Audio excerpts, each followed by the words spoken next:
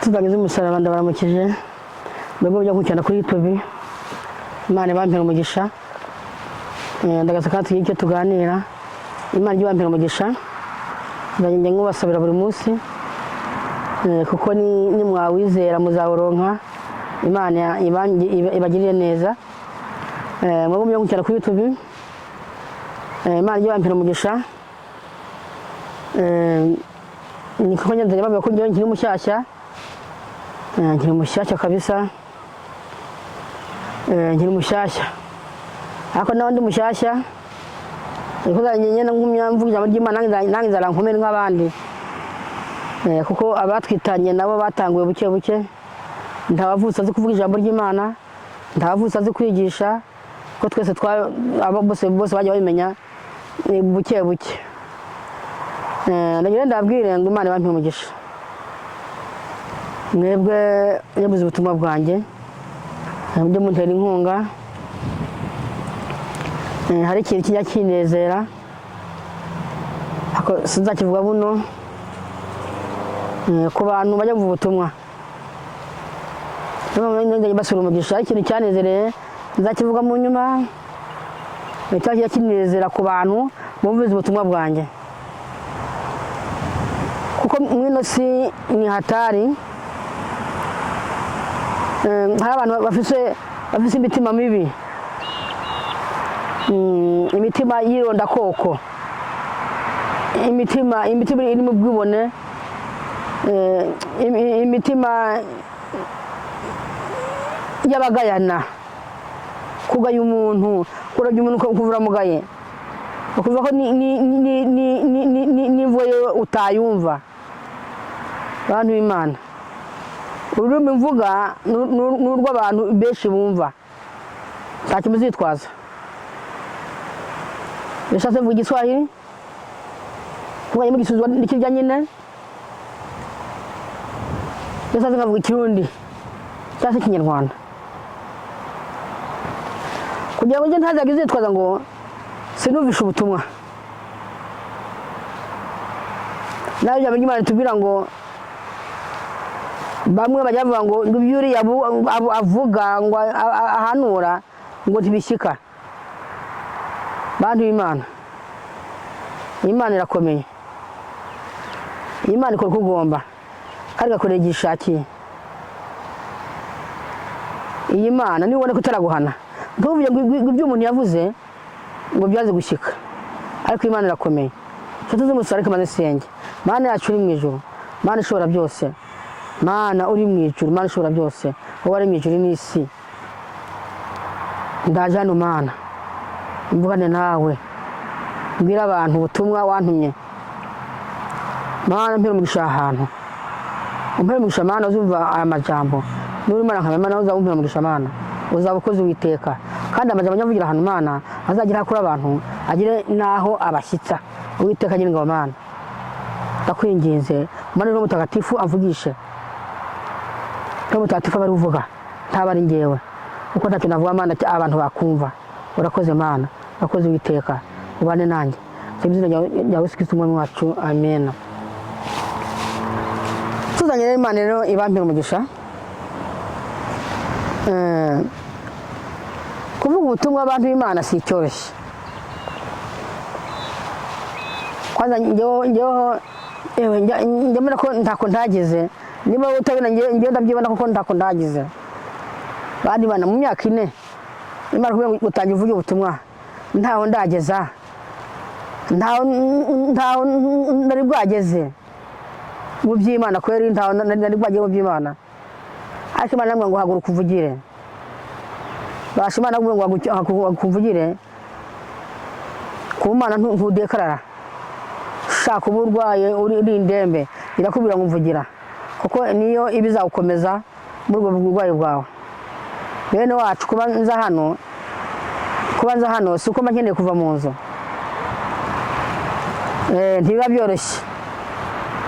Abambona bazi ibyo bari bakoze, sinzi niba badatangara, sinzi niba Imana baje kuvugira boho batayibona. Imana irakomeye. ninde muri mwe waraye yapfuye bwaca Imana ikavuga ngo nagire kuvuga ubutumwa uri muraniha? Ninde muri mwebwe bantu batuye ku isi Imana yaratubwira ngo ngiye kuvuga ubutumwa warayipfuye? Bantu b'Imana, narageze ndabona aha niho mbona akamaramaza muri kino gihugu. Harimo abantu batwara ibikoko, ariko mu ijuru hari Imana izagira ibyo umuntu yakoze ku munzani. Mu ijuru hari Imana izakora ibyo umuntu yakoze ku munzani. Kandi ndimo ndasaba Imana indinde kugira ishyari abarimo barangica cyangwa bakanyicira abana. Indinde ishyari, nta kintu kizana ubwicanyi atari ishyari. Na Yesu ubwiwe ni ishyari bamugiriye, kuko yabonaga ibyaha by'abafarisayo akabona ibyaha by'abantu bituma bamuhiga. Yaje avuga ukuri, ariko abantu baramuhiga kuko yabaga ingeso zabo. Nta muntu nari bwatuke hano, nta bantu nari bwamenye benshi, ariko bari bose bangiriye nabi. Satani abagira ikiraro acako ajya guhangamira abantu. Satani, muntu w'Imana wakubera ko Satani kugira ikiraro kweri? Muntu w'Imana ukubera ko Satani kugira igikoresho? Kuzibukira Satani ni ikintu cyoroshye, ni ingingo yonyine yifatira. Abantu b'Imana nifata ingingo mwivane mu byara bya Satani. Satani si ikintu cyagumye kigwenda kurya. Satani wowe harazi ko impera yiwe arayizi, arazi ko umunsi n'umunsi azoshya, zatabwa mu muriro. Gukora Satani n'ubushake. Satani nari mwari utwaza amanyama. Satani arambiwe, mbega kumana tunanone no kumwikura ko agifunze iminyono. None mu gihe azahamburwa akaza kudutesa bizagenda gute? Tunanone no gukorera Imana hari amahoro, nta nzara, tutambaye ubusa, nta ntambara. Birabaje kuba ahantu twatuye nta ntambara, nta urimo arara inzara, akorera Imana bikatunanira. Kutagira cumi birananiye kweri. Gutanga amashimwe, dushima Imana ko dukuye mu nzara, dushima Imana ko dukuye mu madeni, dushima Imana ko dukuye mu bukene bunuka kweri. Gushima Imana ntako ko turimo turakora kwica abantu. Imana tugire neza, Imana irakomeye. Imana kugira ngo zo kwica, ariko iyo usabye imbabazi hari igihe yibarura umuntu. Iyo usabye imbabazi yibarura umuntu. Imana ntijya yita ku ntango y'umuntu, ahubwo yita ku iherezo ry'umuntu, ku mwisho. Ubundi Imana uzi ko ufise ingeso yo kubuza abandi amagufa, niwihane. N'ibindi byaha bindi umuntu atavuga niwe mwine mwiziye. Njye ndavuga icyo nabonye cyatumye umutima upfa ugapfa burundu. Narishwe umutima, nta kuri nagira. Ikibari bivuga ngo babarira abantu.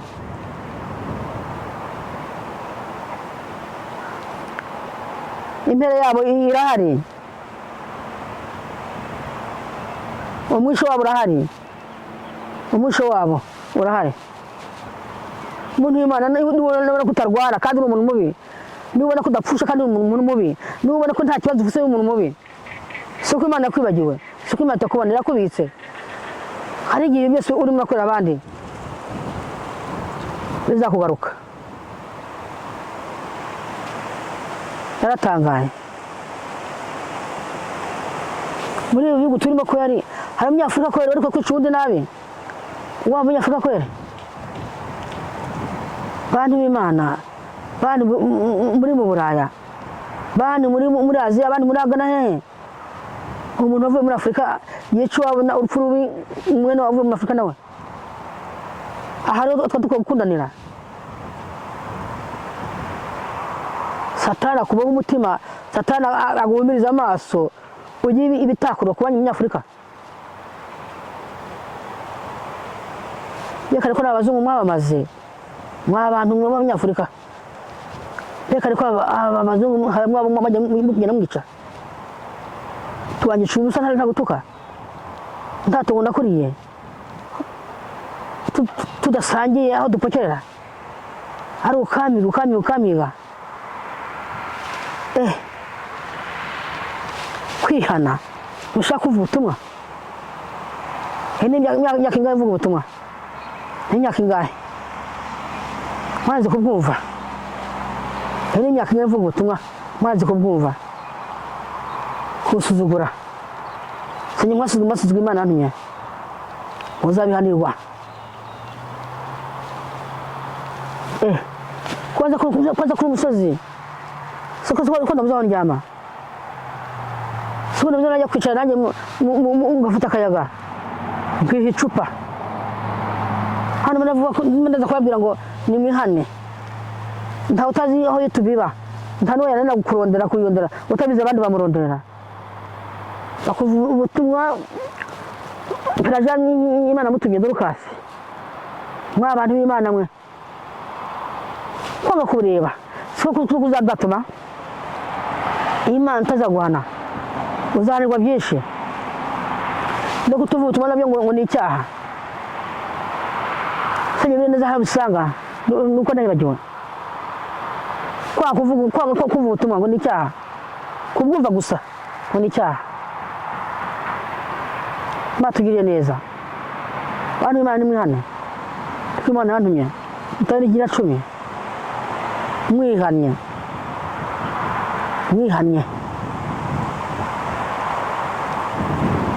Imana yantumyeho izi ibyaha murambyemo. Sinayimbazi. Nindore ziyo mvuka. Nindore ziyo navuye.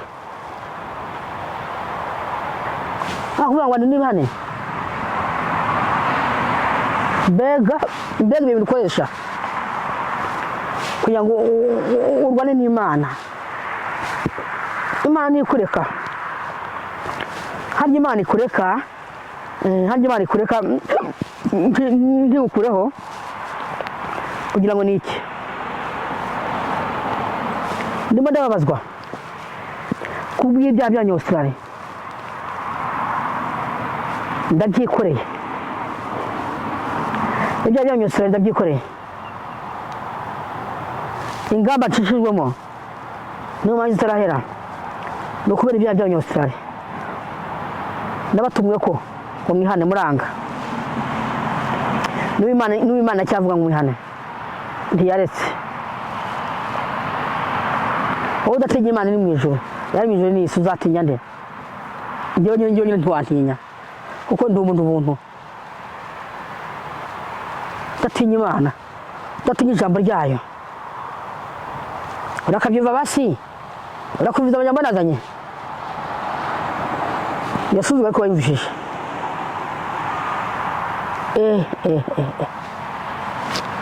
Imana atayizi. Imana namwe mujyanye muri Australia. Nkora ibitangaza n'ibimenyetso nguciyemo. Wa muntu uri munyanyica urubazo, Imana ntayibona kwera. Harura amabi umaze kumwe ukangana. Natangura mu gitondo mvuga nkazageza ku joro ntarangiza. Imana ntayibona kwere. Esa yaje mujyana mu kuzimu, Imana ikakazi kangurayo. Nimba kangize zinkurayo. Si Imana. Kugira ngo ibereke ko ibyo mukora nta kimaze. Nanjye bisubiremo. Wowe turabyumva neza. Imana yarankuye muri Afurika. Inzara mu kino gihugu. Guzakora ibitangaza n'ibimenyetso. Iciyemo. Ntacyo wumva. Byumvire. naje kukuri ibisigaye ibyaha biri muri Australia. Imana ibiyereke iciyemo. Niyo mpamvu ubona ndapfa. Wa muntu uranyica. Ndi muri babiri.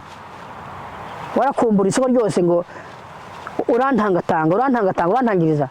Uzamushobora. Bantu b'Imana.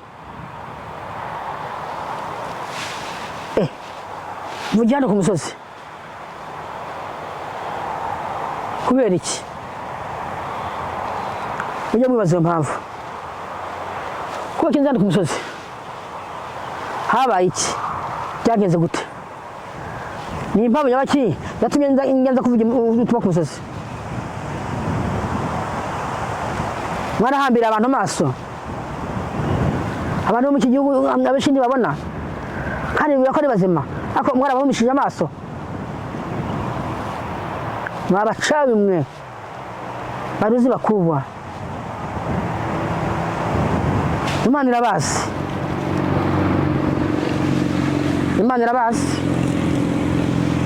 Niba abantu myeko. Mwego mupinga. Mwigira bungeri kandi mutaribo. Imana izobahana. Yewe nta numwe nzasubiza mu nkoko. Nana nabishobora Imana ntiyankundira. Imana yonyine nigira ngo nabarengana.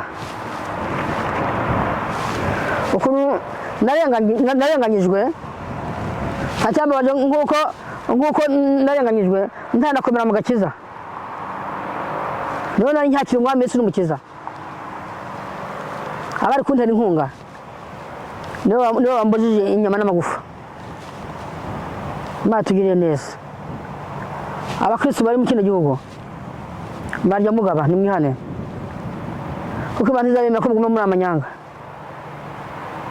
Ndashobora kuvuga uko mukanyumva nabi. Nta muntu njya mvuga. Niba uzi ko uri mu bangire nabi niwihane.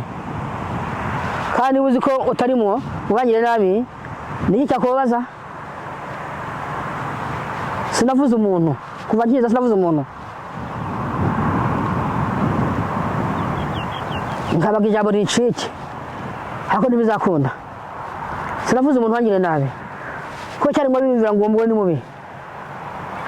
Uri bavuga ko abakozi b'Imana ngo baroga. Bande navuze Yemvuye mu rwishe. Yemvuye mu rwishe. Kara ngo bibabisha gakumva beneyo.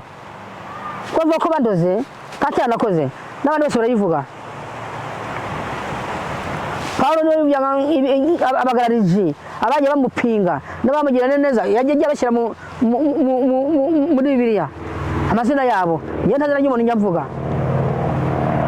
Mbera ngo ndimo ndabasaba imbabazi. Ariko nta muntu nzavuga kandi nta n'uwo navuze. Nta n'uwo nzavuga. Kaje kumpiga cyase usanje muri bavuga ngo uwo mugore gute munyama kagenda uvugire ndavuga icyo nabonye kandi Imana yageze. Ese ko ugenda uhagaze ngiye nkaba ndahagarara sinaje ndumugore muzima ngomeye ariko ubu wako nicara nukumpagurutsa kajya kwishyira agatebo nicara mwebwe ariko murabeshya. Nzogenda mu izina rya Yesu Kristo. Nzohaguruka ubu ubasha n'inkomezi Imana ifise. Irimo irabageza mwabicanye mwe. Irimo irabashyira ku munzani. Irimo irabapima. Irimo irabagerageza. Imana harimo ibiro ngo umwana ashoboye. Imana ibapima irimo irabashyira ku munzani. Kuko nicyo yanzaniye. Niki Imana yanzaniye. Izakora ibitangaza muri Australia inciyemwo. Mwicare mubizi. Weje kumyutagiza mushaka kubica hataragera. Nzapfa maze kuvuga ubutumwa. Sindashimye ntahe. butumwa ndavuga handimo ndiga mwari mwabwumvaho batugire neza barutabara amajambo atatu ari hano muri Yeremiya amajambo atatu ari muri Yeremiya niyo tujye kumva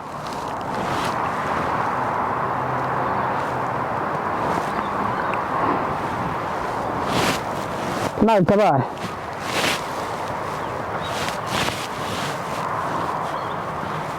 yakunywamo amaso ngo niko ndimo ndasoma Bibiliya kweri ibyo byari bibereye kweri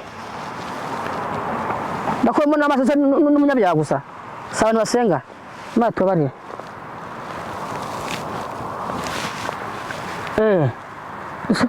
dusome Yeremiya 28 murahazi hano hamwe abagabo babiri bajyaga impaka umwe agiye kuvuga ibyo batamutumye undi ari umukozi w'Imana nyine uzwi undi nawe yigana kuvuga ahanura kandi ibitari byo hano Imana wowe muntu uri myaka tutawe n'Imana pole sana nyine yego ariko ngo tujye impaka ku bakozi b'Imana bari bo dusenga Imana nyine itwerekeye naho ubundi tubizatworohera haravuga